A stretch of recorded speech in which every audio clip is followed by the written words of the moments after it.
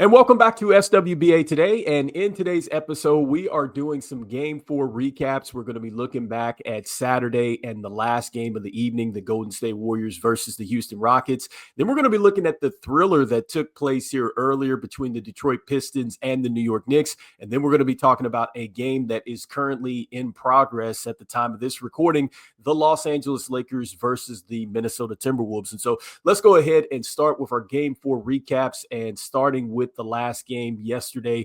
That was the Golden State Warriors versus the Houston Rockets. And so the Golden State Warriors were coming back home after taking a loss in game 2. And so the Golden State Warriors take care of business against the Houston Rockets 104-93. They now lead that series 2-1. And so I think that the first key takeaway out of this is that the Golden State Warriors are very good in game 3s. This is now 6 straight playoff game 3 wins that they have had. And so they were able to come home and seize the moment. And so that is what we're talking about with just a team that has really been there before. It understands just how important this win would be for the series. And so the Golden State Warriors take care of business there. And so next, I think that the next key takeaway was just what Steph Curry was able to do. I think that there was just a lot of pressure on him, knowing that Jimmy Butler was not going to be there. Draymond Green, certainly we know he's a great player, but he is not an offensive-minded player like that. And so Stephen Curry really had to take just the leadership and the ownership here for the Golden State Warriors as far as scoring the basketball. And he did that. He had 36 points. He was plus 18 in the plus-minus box score.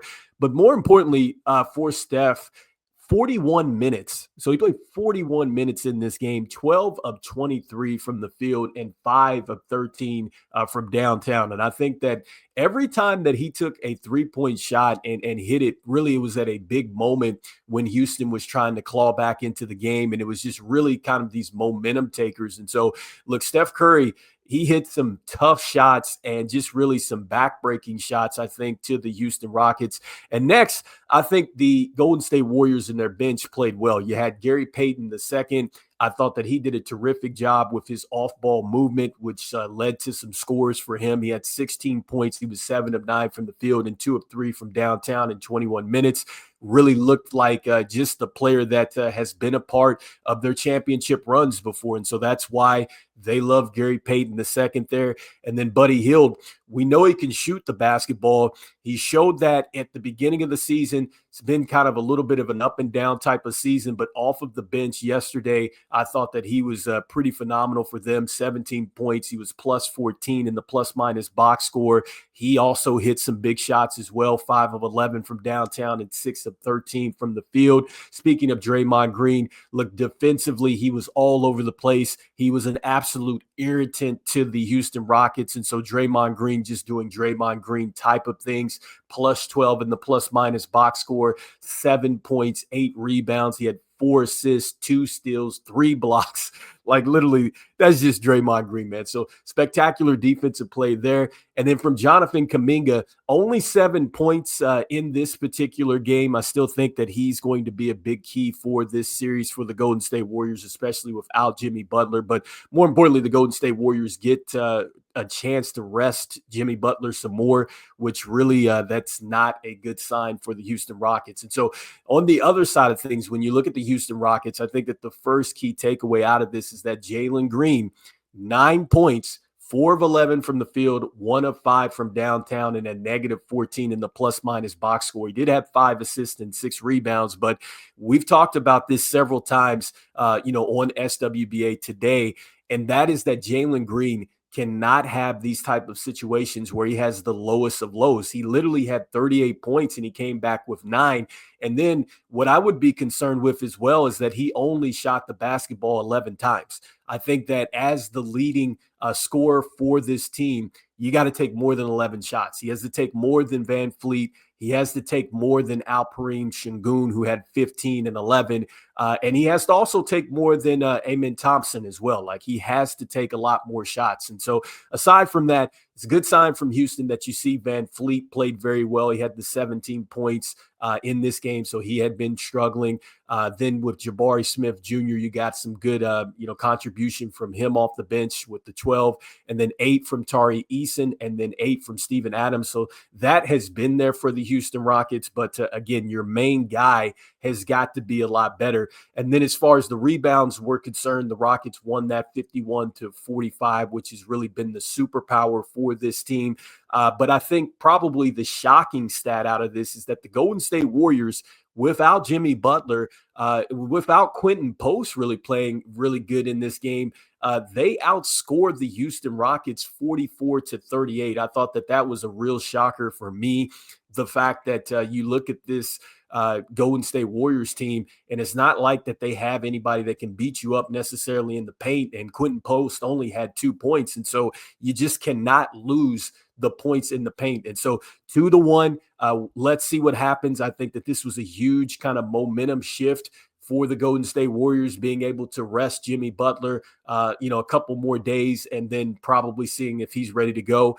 Just a side note out of that is I do believe he did go out and do a little pregame workout or something like that, but they elected to not use him in this game. And so that just kind of maybe indicates that probably sooner rather than later, you will probably see Jimmy Butler again in this series. And so next up, I think the thriller of the day so far, it was the New York Knicks versus the Detroit Pistons. And so, look, this had the makings of Detroit coming back in this series and knotting it up 2-2. Unfortunately, they take the loss today.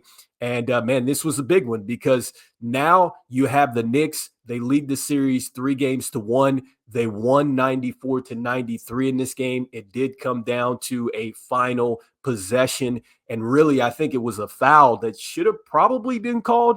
It's very questionable because Tim Hardaway Jr., it appears that he kind of almost jumps into the defender a little bit. You definitely see that there is some contact, but I guess the ref felt like it wasn't enough contact to really impede the shot or affect, what Tim Hardaway Jr. is going to be doing as far as trying to score the basketball. And so we'll see what happens. The end of the SWBA official report, if that is something that should have been reversed in the last 2 minutes. And so we'll find out about that in the next couple of days. But you got to give the New York Knicks a ton of credit.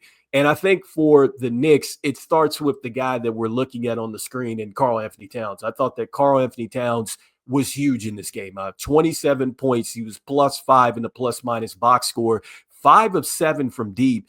And he just hit a disgusting three-point shot on Jalen Duren late in this game that I was just like, ugh, it was nasty. And so just the degree of difficult shot making from Karl Anthony Towns, I got to give him huge credit today, because without those shots, the Knicks would not have won this game. And then speaking of the dramatic, Jalen Brunson, 32 points in this game, 11 assists. He was 4 of 7 from deep, 13 of 26 from the field. I think he scored something like 12 or 13 points in the fourth quarter. It was spectacular because he had gone down with an ankle injury, I believe, or something like that. And he came back and he performed very well. That seemed to wake up Jalen Brunson. He was able to be very clutch in the fourth quarter. And isn't it ironic that Jalen Brunson was clutch in the fourth quarter because he won the clutch player of the year in the SWBA. And so you got that type of performance. Josh Hart, defensively, he was all over the place. Mikal Bridges, even though he didn't shoot the basketball very well defensively, he was all over the place. He had 3 steals. He had a block in this game and 6 rebounds. So just doing a lot of the dirty work there for the Knicks. And then for the Detroit Pistons, you got to give Cade Cunningham a lot of credit. I think that it is time that if you're not on Cade Cunningham's bandwagon, you should be, because this guy has officially arrived. I think regardless of what happens to the Detroit Pistons in this series, this is going to be a big-time player in this league. He had 25 points. He had 10 assists, and he had 10 rebounds. He was +3.